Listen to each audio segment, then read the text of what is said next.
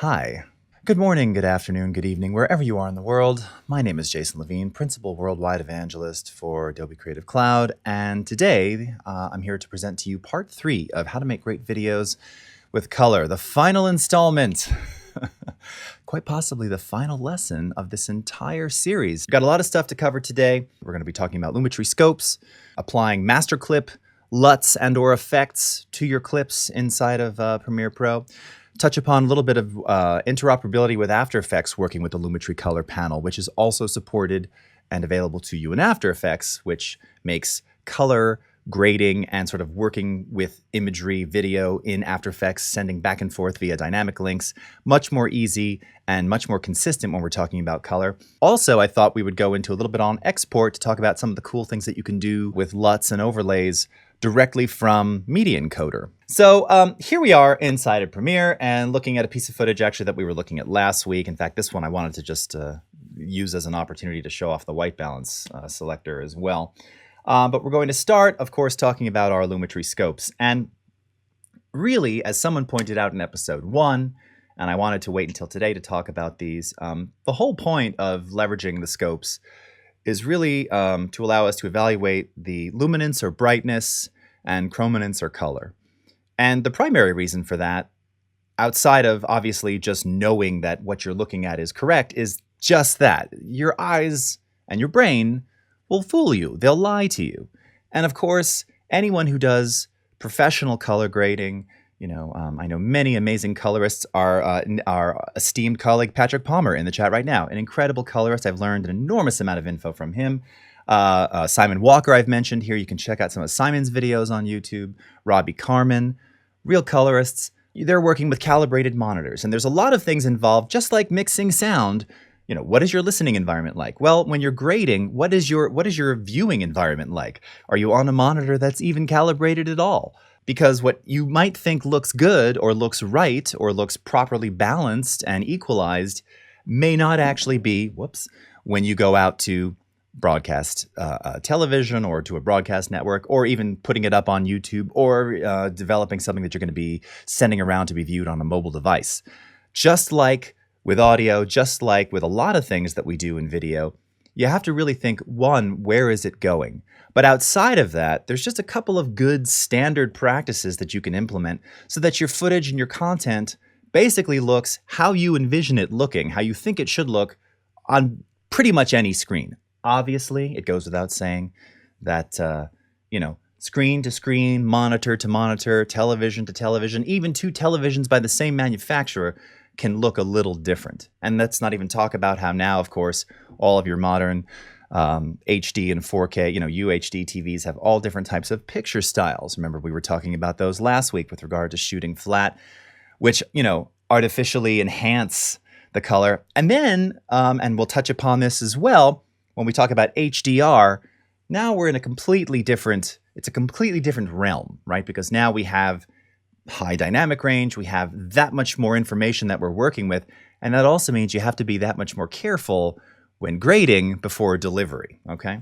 So the first thing we're going to start in here is our waveform. Now, if you haven't opened up the Lumetri Scopes, I want to point out again, just for those of you joining in on episode 3, I'm currently in the Color Workspace. Now, my workspace might look a little bit different than yours. I've modified it. In the most recent versions of Premiere, if you simply double-click on the workspaces displayed up at the top, it'll automatically reset. Before, it was like a dialog that you had to click through. Now a double click automatically resets you to how it should be by default. Also, you can access those workspaces here. Outside of that, if you've modified it, but you hadn't been using Lumetri Scopes, you can, of course, find the Lumetri Scopes from within the window menu. All right. Now, just like a lot of things, there's a lot of different ways to get to the settings and the different types of scopes that you're viewing inside of Premiere Pro. So one of the easiest ways, you'll notice we have the wrench down here, which is your settings, but also you can simply right-click or control-click right inside the scope right here. Now, what's cool about this is that you see there's sort of 5 baseline scopes. The waveform, which currently we're displaying Luma here, and we'll get into that in just a moment. Your RGB Parade, which for most people who got into digital video, this was kind of the first scope that I most commonly saw Waveform is probably the most common, but RGB Parade is kind of one of those things you're just getting into video editing. You see it looks like this. This one here on the left, on the right. I know my left from my right. This one here on the right. Very commonly encountered. Then we've got the histogram. Now, our histogram here in Premiere is a little bit different than the one that you see on your cameras. Very similar to the ones that you might see in Lightroom and such. And then you have your vector scopes, which these newly sort of reimagined YUV and HLS vector scopes were brought in. Gosh, and Patrick can answer this a bit more accurately. A year or two ago, maybe it's even longer than that. Could be 3 years ago. Might it be 3 years ago? And these were brought in largely, as sort of broadcast standard type scopes. They function and work exactly as designed. They're commonplace in the industry. And again, it's going to really ensure that what you're seeing when it goes out to be broadcast, wherever that may be, is going to be correct. It's going to look good. It's going to be proper. Okay. Now, when we're talking about the waveform here, again, what we're really displaying is luminance. Okay. We're basically measuring or evaluating our brightness values of the clips in question. All right. And we're using this scale. If you look along the left, I'm really having trouble with left and right today. The left side here, the values are displayed in IRE. Now, I know many of you have seen that before. What is IRE? Well, it's the Institute. It stands for the Institute of Radio Engineers, which tells you or should tell you how long ago and how old that terminology is. People think, radio, what? Yes, okay. So IRE values. Now, again, when we're talking about sort of broadcast, generally you'll hear people talk about, 0 to 100 or sometimes 7 to 100. And then you have different sort of values in there that correspond to specific black or white levels. So for instance, 0 IRE is pure black, okay? 100 is pure white. And anything technically over 103-ish is, I don't even know if we even consider this a term anymore. It used to be referred to as like super white, which is sort of funny. Today, in our HD broadcast world, I think we actually kind of reference 103 IRE as kind of that, the top of our highlights, of our white scale there, as opposed to 100. So again, we're evaluating brightness, okay? This is key because if you'll remember from last week, one of the major things that I talked about, whether you were shooting flat or shooting with a picture profile or whatever it is, that the name of the game when we're talking about grading after the fact, any kind of post-production, is exposing properly. And the waveform is really the only way to evaluate, one, truly was this exposed properly, and two, does anything need to be done to this because are the black or white levels just completely out of range, okay? So right away now, I just want to quickly do this again. This shot obviously was not white balanced in camera, and this is also sourced once again, I believe, from some red footage. Yeah, you can see right here that we're working off of some R3D material. Now I've got this playing back at half res here on my, I could probably actually play this this is 4K, but I wonder, I could probably play it at full. I'll try it in a second. But just to point out here with our white balance, so you can kind of see how a lot of this changes. And often, sometimes just white balancing your shot after the fact, can certainly not necessarily dramatically change the luminance, the waveform display, but you'll see it is going to change somewhat significantly. So let's go ahead and white balance this. I'm just going to pick kind of a neutral grayish white here. White balance. So much nicer. Go into our scopes here. And what you can see right away, if you were noticing before, that we were kind of hitting the bottom edge, that 0 pure black. And just by white balancing this, you can see now that it's lifted up, not significantly, but obviously we're not quite toward the bottom edge. Looks like we're going to be okay. Looks like we're going to be legal here. Now you'll notice at the bottom of the Lumetri Scopes, we've got this option to clamp the signal. And this just kind of limits the scope to the visible spectrum, or more importantly, to kind of keep things in that range for broadcast. If we want to be able to see how much of the signal is actually being clipped or falling out of range, we can uncheck that, and then you'll kind of see this, it'll move slightly if those things are actually out of range to begin with. The default is to have the clamp signal on. All right. So again, we're measuring our brightness values here. And if we take a look, we're not hitting 0. We've got a little bit of sort of, it looks like we've got some clipped whites up at the top there. Now this again speaks to what we were discussing last week, which is, you know, if it's kind of clipped at the sensor there, it is what it is. But it's not above 100 IRE. So theoretically, technically, we can still broadcast this with confidence.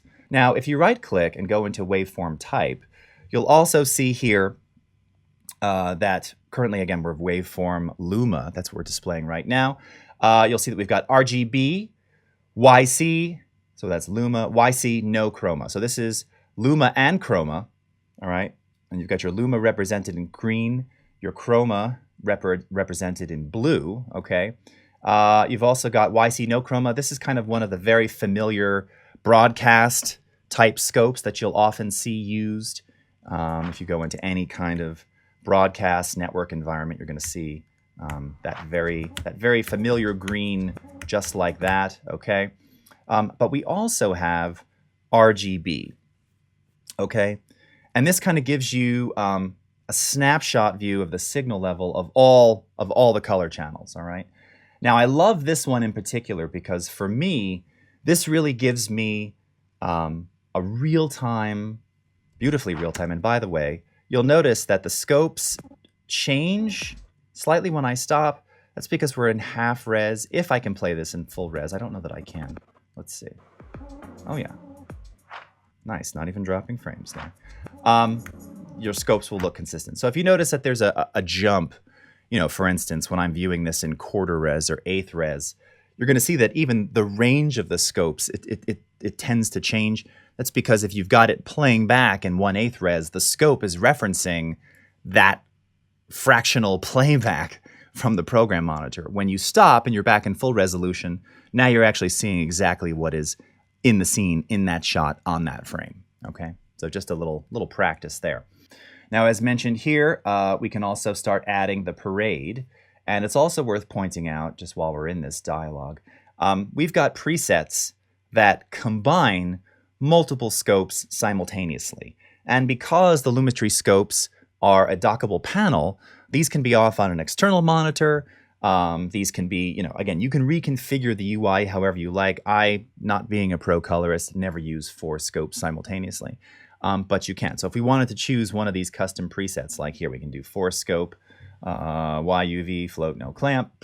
Oh, hold on, what did that do? There we go. Just took a second to come in. We can have this running the whole time. Now, again, red content on this machine, let's see. Oh, wow. Yeah, the scopes aren't quite as real time for me. So go into half res, there we go. Now we're looking pretty good. And this being 4 or a combination of 4 and 6K, you know, as far as me reviewing this, I'm not losing any great amount of detail as I'm kind of scrubbing through and playing back. But as I mentioned, you can see just kind of how certain, in particular the histogram here, really kind of, it changes quite a bit when we go from that half res back into full res in terms of what it's displaying on screen for you, okay? So that's how you can bring up multiples if you want to do that. Let's go back to custom here. And I'll just bring up these 2 scopes, all right? So parade and waveform. Now, as I mentioned, the parade here is probably the most common, probably one of the easier ones to understand as well. We're seeing each section of color, first of all, RGB, and it represents the whole image from left to right. So you're seeing the whole image left to right in the red, the whole image left to right in the green, the whole image left to right in the blue. And ideally, not that it necessarily falls into that sort of format when you're actually playing back a clip, but really these levels to some degree should be somewhat similar for sort of a balanced image, right? You can see here the blue channel is a little bit hotter. The green and reds are fairly similar. But again, as we evaluate those key numbers I was talking about before, all the way up at the top, even if you don't even understand what these numbers mean, 0 and 100, we don't want to be pegging either of those, right? So that's kind of a good practice to keep in mind, is that if you've got stuff that, you know, if we were to come in here, let's see, which clip am I on now? Same clip. And, you know, let's just say we're going to just really increase the black level here. All right, this down below, right? This is not good. Now, if you had something like that, how do you combat that? Well, again, since we're talking about sort of white and black here, if I lift the blacks, you can see immediately how we kind of restore this shot, right? Now, that's not going to work for everything. And as we said before, with certain things, and particularly when you're dealing with compressed media, I don't know what this particular VFX shot was done with or exported as, but certain things may be lost at the sensor, but you can still kind of bring things back into range before they go back out. You don't want, completely crushed blacks and blown out highlights and leave it that way and grade it that way and deliver it that way, even if it's just going to YouTube, because it's not going to look great. And you can improve it, and it can be small, subtle changes that make those improvements very, very simply, all right? So again, the RGB Parade here, very easy to use, gives you a full display of red, green, and blue. And I think this one, for me, this one is also pretty easy to understand. Now, the Vectorscope, you can see we've got our hue, luminance, saturation, and YUV here. This comes directly out of broadcast. And again, this was one that we're really monitoring hue and saturation here. Your YUV scope here, this one is really, your Vectorscope is really useful. And again, very commonly encountered in broadcast environments. And it's kind of laid out like a color wheel where you've got your red, green, and blue, and then you've got magenta, cyan, and yellow. And effectively here, we're kind of monitoring hue and saturation. So white, black, and gray, because they have no color, will be confined to the center of this. And as you continue to saturate, you'll see there how the color is expanding. Now, this outer edge of our blocks here, this is indicating essentially 100% saturation. And this would not be broadcast safe. So if you see the information in your graph here hitting the outer squares here, this could not be broadcasted this way. Now, broadcasted where? Well, any kind of network TV or any kind of, if you're going to Netflix or you're going to Hulu or going to anything like that, they're going to bounce this back to you. Where you want to be is inside, this always makes me think of a constellation, this range here, okay, inside this inner sort of line that I'm drawing with my cursor right here. And that's approximately 75% saturation. And that's really the maximum. That's kind of the maximum saturation for broadcast. All right. Now, what I was going to show you real quickly, let me see if I can make this work here. Let's make a new sequence. All right. Yeah, cool. So this is a technique that I think Simon Walker showed me years ago. And this is another reason why, when you see people taking a picture of the color chart when they're capturing, all right, and then they can kind of reference how those colors are represented. Again, what you see inside the viewfinder, what you see on your monitor may not really represent the colors that you're looking at. Here with these color bars, what you can actually see is that we've got our red, magenta, blue, cyan, green, yellow, black, and white here, perfectly represented inside this Vectorscope. And if we were to take this clip and desaturate, you can now see how those tones, right, are moving more towards the center. And again, as we completely desaturate, going into just grayscale, everything's in the center. So again, if we're looking at black and white imagery, this is where it's all going to live right there, okay? But this is also a cool thing, again, if you're capturing that bars and tone on set to run your Vectorscope, again, to check your colors. And this is also an opportunity for you to re-white balance and do those corrections, which you can then, of course, apply to your clips as master clip effects or a master clip Lumetri effect, which I'm going to show to you in just a second here. So that's our Vectorscope. And then lastly, we've got our histogram. Now, I'll be honest, I never use the histogram. I use it more for photography than I do in video. I don't know, it's something about it being up and down. You can also see how we're conforming to those. You notice that on the left side we had the IRE values. In the case of the waveform display, -20 to 120 IRE. And on the left, and on the right side, we had 0 to 255. So again, when we're talking about, if we think about Photoshop, and whereas 0 is black, 255 is pure white.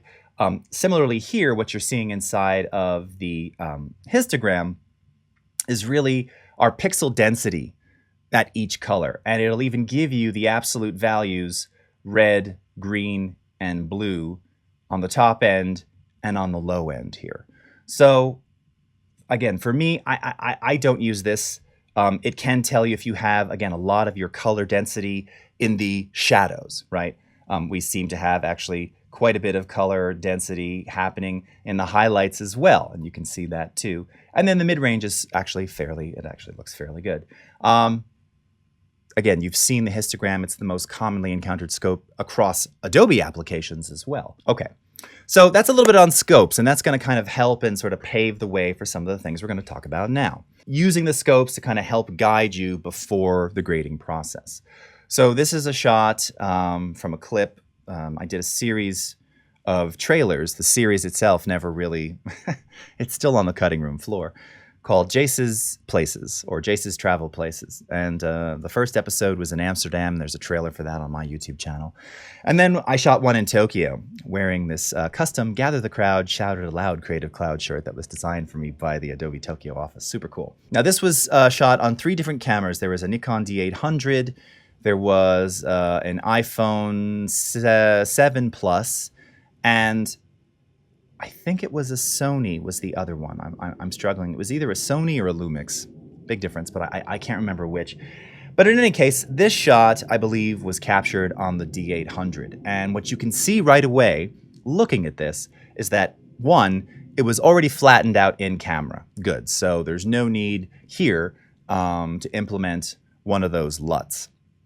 But as I look at this, again, we've got some problems. So we've got some stuff that's kind of hitting the edge here, a bit blown out there. And the low end are in the black range here. It doesn't look too bad, but this probably could use a little bit of a lift. So how would we typically fix a shot like this? Well, again, there's a couple things that we could do. First and foremost, from episode 1, we talked about the exposure control, which is really going to simulate our camera exposure. And once again, it's all about exposing properly. If you learn one thing when shooting, expose properly. And there's a million tools and light meters and apps now that can actually help you and assist in getting that right. It's just going to save you a lot of time and headache later on. To sort of control or combat some of those slightly problematic brights, you'll see just by going down, 0.1 here, already we're kind of back within sort of legal limits here, okay? And it hasn't really changed the image that significantly, all right? Click down a couple more stops here. And this is what we were discussing on that day on episode 1, is that subtle changes can make a huge difference. Now, again, I could have started tackling the highlights as well. You can see that obviously that's not doing as much of a dramatic change. It is, in fact. Still have a little bit that's kind of percolating there. So even just by mildly adjusting this exposure down, I just feel better about this. Again, this is this is coming off of the D800's internal SD card, shooting 24 megabit H.264. This guy's blown out, but I can also minimize it so that it's not just hitting the top end of that 100, 103 IRE range, okay? Now, similarly with our shadows, all right? Looks pretty good, but we've got a couple of areas that just kind of fade to black. And, we're going to gray this. We're going to add some contrast. So we're going to add more of that back in, maybe give us a leg up before we get there. So how would we do that? Well, you can play with shadows. You can try and lift the shadows. Again, we're not really hitting the bottom of that range as significantly as I'd like, and it's really kind of creaming up the shot a little too much. So here, if we simply go to our black slider, once again, just a couple of quick little stops here can make a pretty significant change, and it doesn't drastically affect the overall shot, okay? So just that simple tweak right there has already put me into a better, more legal space, even if I'm not going to broadcast TV. Even if I'm, if I'm just doing YouTube videos for fun, We want all of that color displayed. We want all of the feeling that we're creating with the looks and the LUTs that we're applying to be enjoyed. And if you've got blown out highlights or just over bright and complete darkness, you're going to lose some of that. So that's just kind of a quick way to tackle it. Now, skipping ahead to one of these shots here, let me see. This one, all right. Now, this one, again, here we're okay in terms of clipping ranges, but, you know, there's not a lot of detail in that sky. So here's another example of where perhaps pulling down some of those highlights a bit, you can see how we bring back some of the detail in that sky. Again, we could probably do a little bit of exposure. Now, obviously, again, it wasn't exposed as well as it could have been. And the sky was probably pretty blown out to begin with, given time of day and all that. But we can work pretty carefully just kind of to put things back into range, okay? Pretty quickly. And again, this is flat. We haven't even begun touching this just yet. This is the same shot moments later, just in a different position here. Again, pulled out a little bit more, you can see just more detail. What we're also seeing, of course, is that we've now got more areas that are referencing kind of this clipped black along the bottom. So once again, if I want to lift the black level just a little bit, boom, just like that, all right? Doesn't adversely affect the shot. Now, this is what I was talking about. You know, you're going to see it kind of change and then change again when I let go. So something like that, just a little bit better. Maybe pull down a little bit of our highlights, and then we can start to add back in some saturation and some contrast. And again, to really kind of give this shot a little something extra, all right? And that's without a LUT. That's just basic correction there, okay? Real quickly, real simply. So this is, now again, when we're talking about saturation, all right, and this is a good example of kind of using a combo of these two scopes here. I don't know what exactly I'm doing there. This is Tower Records in Tokyo, and Tower Records is out of business, but someone has kind of reacquired the rights to Tower, so there's this huge one in the Shibuya district of Tokyo. And it's just like the old Tower, if anybody remembers Tower Records. You know, they actually sell music. CDs too, which is odd. They have a lot of vinyl, but CDs, it's funny now for me to see CDs.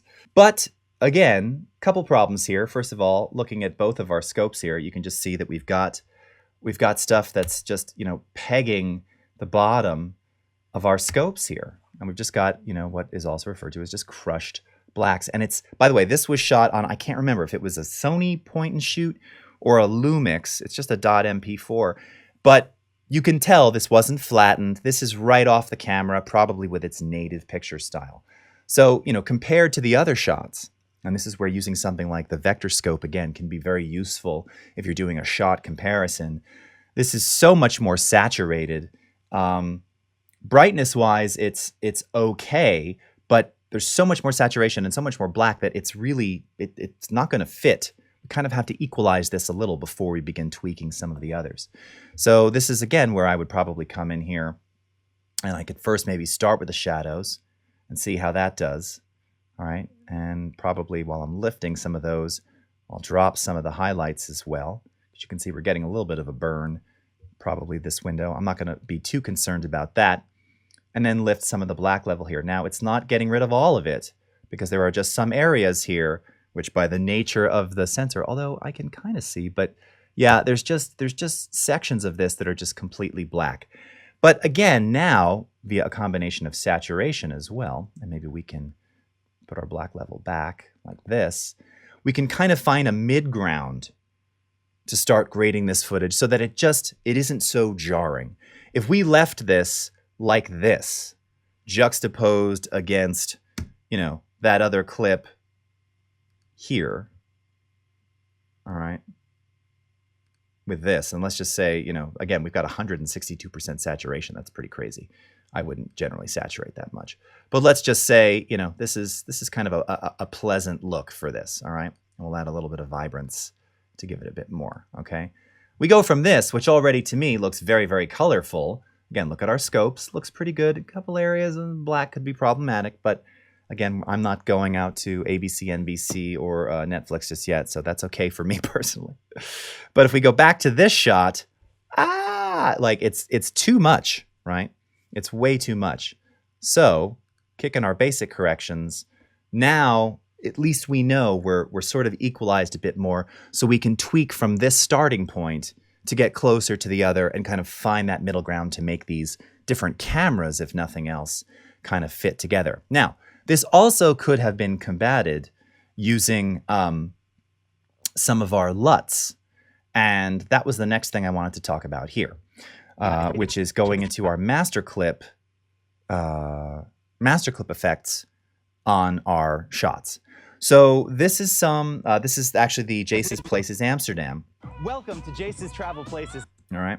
And this was shot with a C100.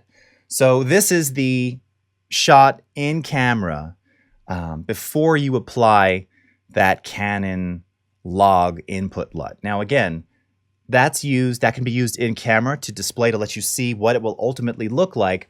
Also though, by the nature of this format, of this footage, you want to apply that LUT before you begin doing additional grading, before you begin doing additional tweaking.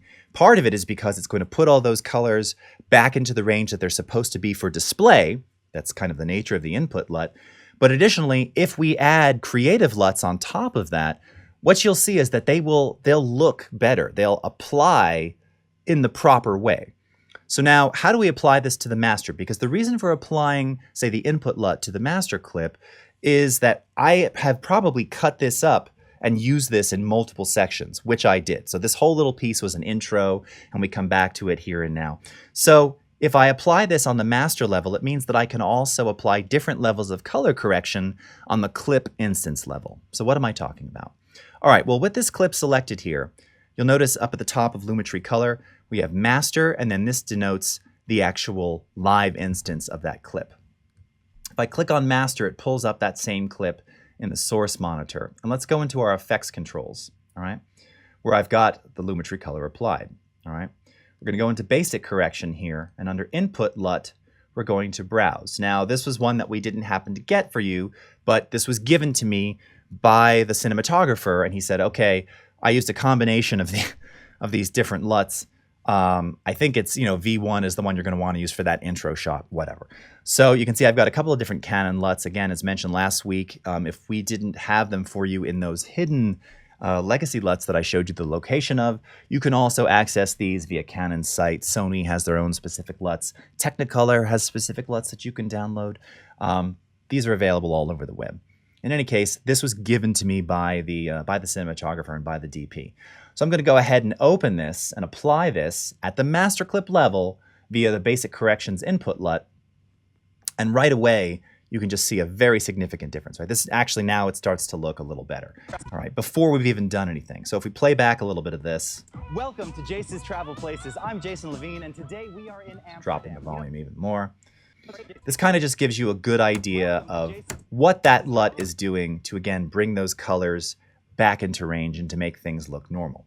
Now, as mentioned, that's on the master. And by the way, we can always see what's happening there. And if we want to do any particular sort of global tweaks, in other words, tweaks to this clip, so no matter where else I use it, I definitely want these things in place, whether I warm it up, whether I use a vignette, whether I adjust highlights perhaps, which look a little bit hot to me. So I might even do some further dropping of the highlights, again, from the master clip level, okay? You then have this particular instance where now you notice there's no input LUT applied because now I can apply additional settings over top of that, all right? Now, as mentioned, by using that specific input LUT, now what you'll find is when you apply these different creative looks, let's try one of these, my favorite, the film stock LUTs, they apply, they just look better. Also, you'll notice that because we have that input LUT used here, the preview and what you're seeing here are effectively the same, okay? But they just seem to work better. They look better, and they represent what these LUTs are doing to them better. Now, again, this is still at 100% intensity. So we can always back this off, and as mentioned, this is kind of acting as your wet-dry mix to use an audio term here. By the way, you'll notice as I'm adjusting the controls, can you see how it's very jagged in the program monitor? That's because my preview for live manipulation is at 1/8 resolution. This footage, the C100, when I was editing this on my laptop really couldn't handle that. And when I let go, notice everything sharpens back up. Here, I'll do it for you so you can see it in real time. So notice everything gets very sort of pixelated and blocky and edgy. When I let go, now we're actually seeing the shot as it is, okay? If we were to change this to full and make those adjustments, that does not happen, right? You're just seeing the color adjusted. So if you were wondering what the heck was going on with your shot, that was it. All right, now you know, okay? So again, just the application of these LUTs just works better. I love these film stock LUTs. They really just give the whole thing a really cinematic kind of pro look. That's maybe a little high contrast for my taste. And again, I'm thinking I'm kind of losing the detail. Looks like my arm is connected to my torso there. Well, I guess your arm is connected to your torso, but it looks like the whole arm is kind of connected there. And, you know, there's no shadow detail anymore in here. Let's see what the scopes show us. Yeah, I mean, you could see it right there. So again, combination of backing off on some of that intensity right away. I mean, already it's better. We could also further go into our basic corrections and again, maybe even lift the shadows a bit and maybe just slightly adjust the black level, okay, to bring those things back into range. All right, oh, and I already had a little vignette applied here. Some of this footage I'd worked on before, okay? So let's talk a little bit more about some additional LUTs and footage, and again, how things are displayed. So here we are back with our classic fuzzy footage again. And this is now using our waveform display here. This is something which we couldn't see in episodes 1 and 2 because we weren't talking about the scopes. But remember, I was saying this is displayed, this was how it was shot in camera. I had forgotten to drop contrast, drop shadows, drop contrast, drop brightness, drop sharpness. So when I went to go play it back, it was just really super contrasty, saturated, and dark. And something else which I neglected to mention before. If there's any plan to go to some kind of non-computer monitor for playout, you know, not only are having the scopes essential, but also having the monitor or the destination connected to your system somehow, for instance, a flat screen TV or whatever, so you can actually see what it looks like on that medium, right?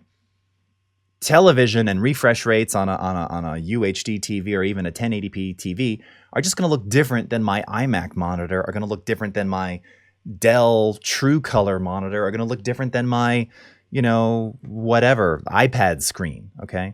They're all going to be slightly different. So I used to keep via HDMI, you know, just like a classic little Sony Bravia 24-inch monitor. So I can see, all right, if I'm watching this on TV, you know, even via a streaming service, this is what it would look like. And ultimately, when I put this up, you know, it didn't take but a second to know, wow, I mean, look at where we are here. We just have pure black. And all of this, there's just no shadow detail. It actually looks really strange here. You can't even really see what's going on. Here, at me, it's a little bit better, but it really just fades into black. So this is where, once again, using that master clip effect, because this interview got cut around and used a bunch of times, where we might use that input LUT again. So let's go into our master clip here. Now you can actually see that I've selected it, but it hasn't been enabled. So what I'm going to do is I'm actually going to take the scopes. I'm just going to muck about with my UI for a second here. Let's see if I can get all this in. All right, there we go. And show you that the input LUT can also make a very significant difference. And this is, again, kind of re-emphasizes why if you shot this way, and if you can leverage some of these input LUTs, or as we used to call them in the speed grade days, camera patches, specifically for these older DSLRs. Again, you don't need this to correct and to grade in Lumetri, but for my old 7D stuff where a lot of it was shot this way, it was so much easier to grade after the fact because of this one simple thing. So take a look at what happens when I enable Lumetri, where again, we've already got that Canon 7D Input LUT applied. Here we go. Turn it on. Right? Look at that now. We've lifted, that simple input LUT lifted the blacks there. Now we can see all this shadow detail that just wasn't there before, right? Everywhere. So much better, all right? And again, it brought some of the brightness back into range too. And that's on the master clip level. So again, now when I go to the instance of this, here's where now we can start readjusting temperature, or we can, right away just start with one of our creative looks here. Okay, maybe something like this film one, which I always like. Go back here, maybe start doing some vibrance and saturation, right? Maybe adjust that intensity. It's a little too faded filmy for me, actually. Come back into basics. And again, we can saturate and maybe cool a bit, and maybe a little bit of vignetting around here. Okay, my skin tones are, they're all right. Maybe I'll pull out a little bit of those reds in the midtones. All right. Do kind of an overall contrast bump, just a little bit like this. Okay, being mindful of the black level here. Again, we're still, remember, we were basically at 0 before. We're still okay. This is where I might switch this over to YC no chroma. Still looks okay. All right. RGB, looking good.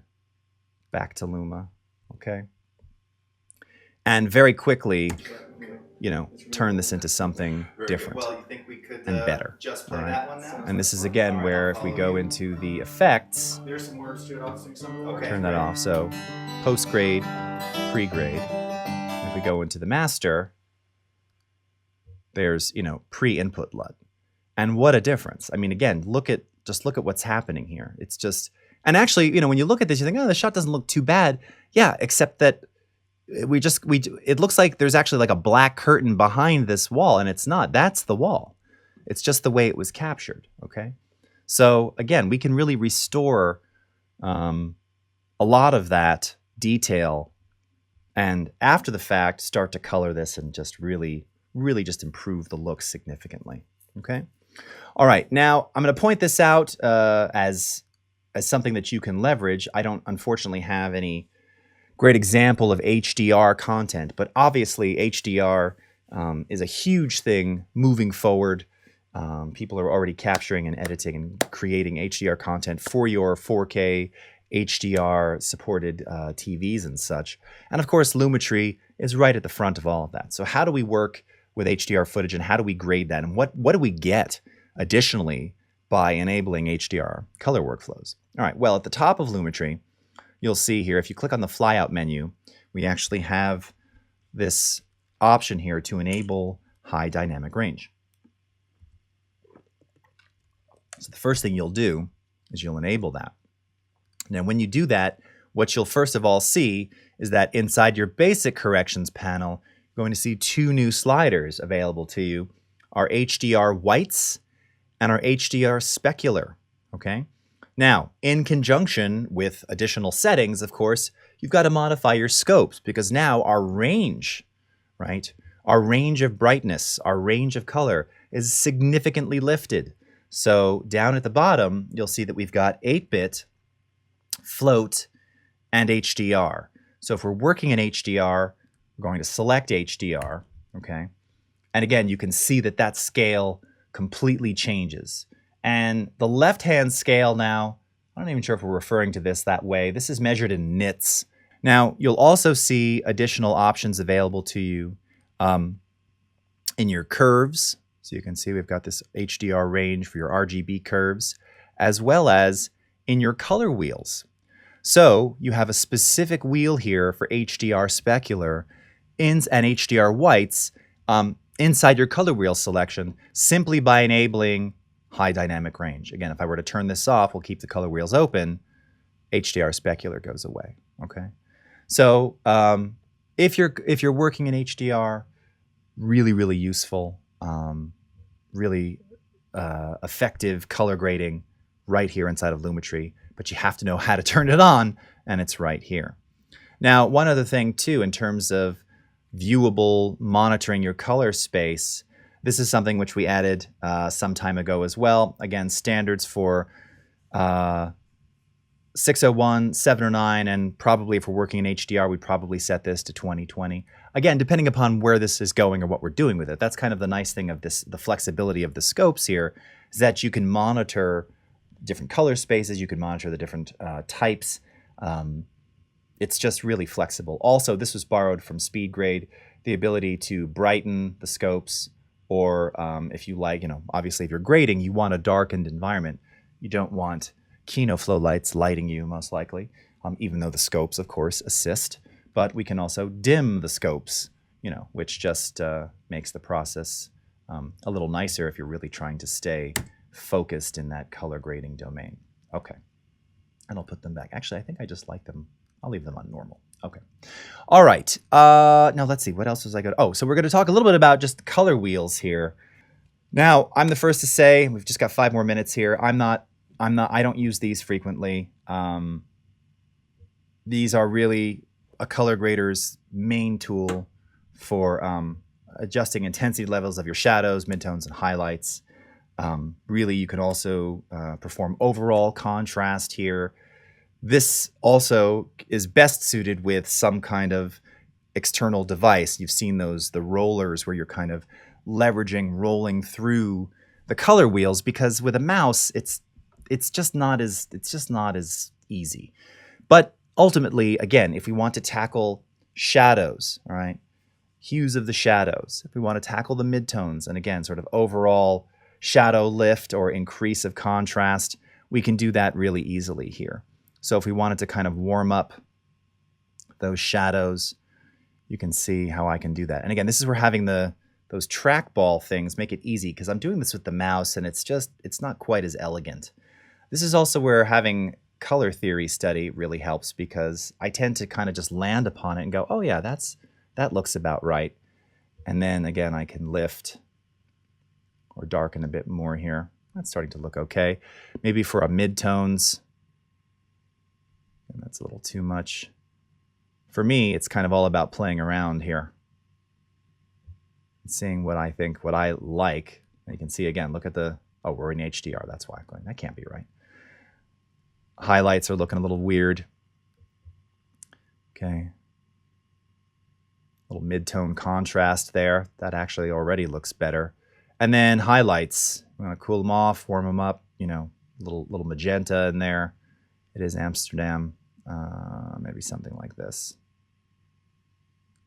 Yeah, that kind of has a look all of its own. And now if I went into creative, I might add a little bit of faded film to give it, again, kind of that slightly film-like aesthetic, maybe a little bit of vibrance to punch some of those up. Actually looks pretty good, shocking.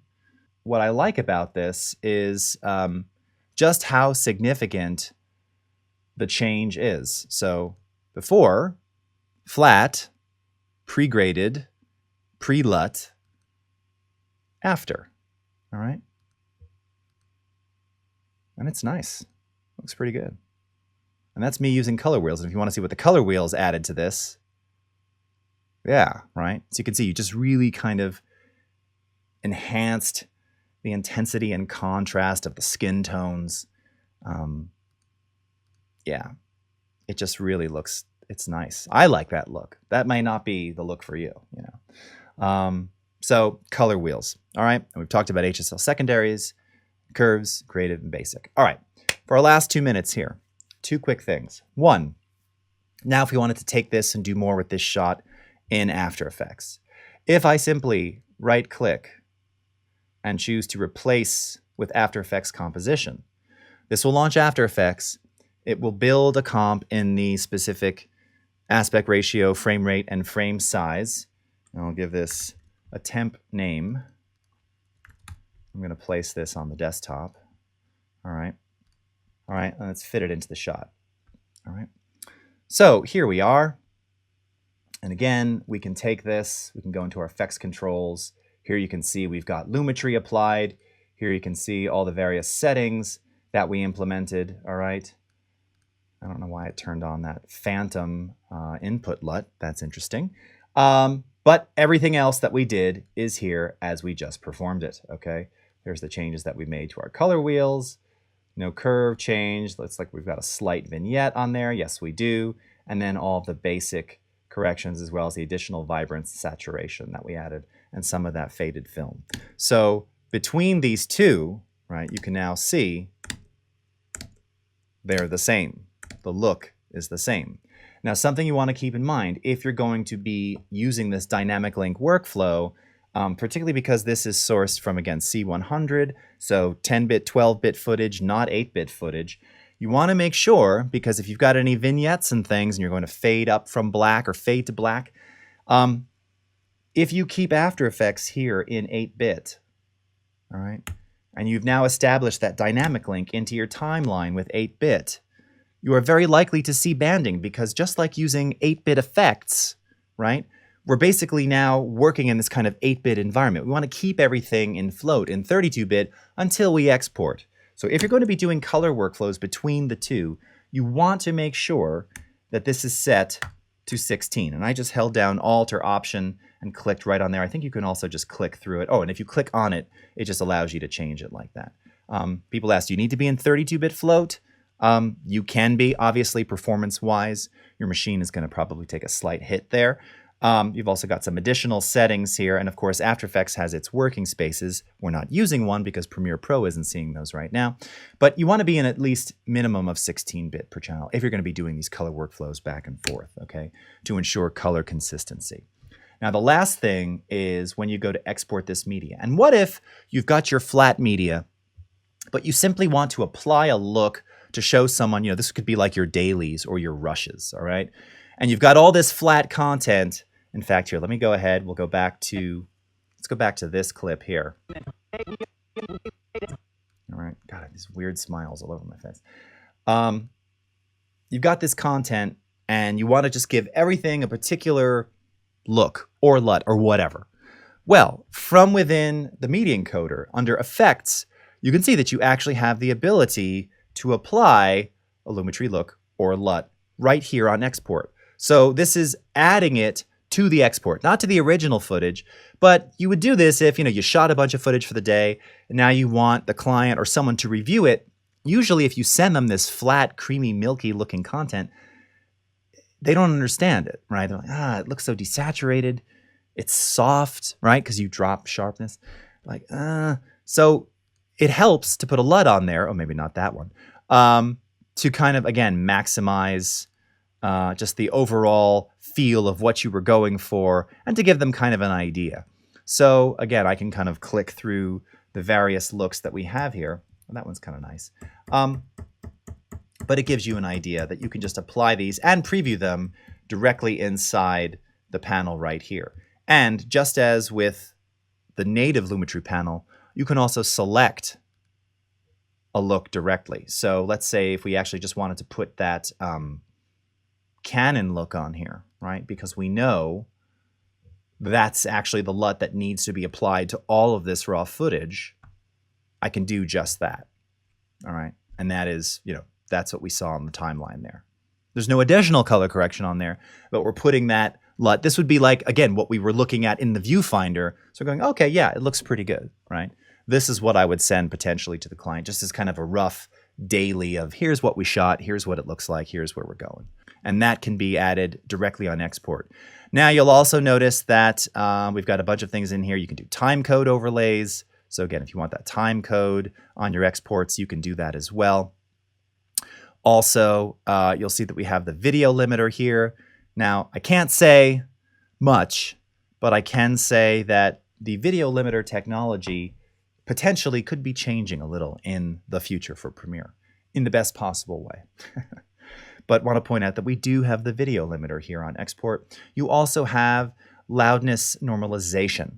So the great thing about this is, again, now you might not necessarily do this for dailies or rushes, but this is going to allow you to say, okay, regardless of whatever the audio was in camera or even via secondary audio, I'm now going to implement the ITU BS1770-3 loudness standard, which is approximately minus 24 LUFS. Boom. So now between the video limiting and the loudness normalization, even though these are just dailies, they're theoretically broadcast safe.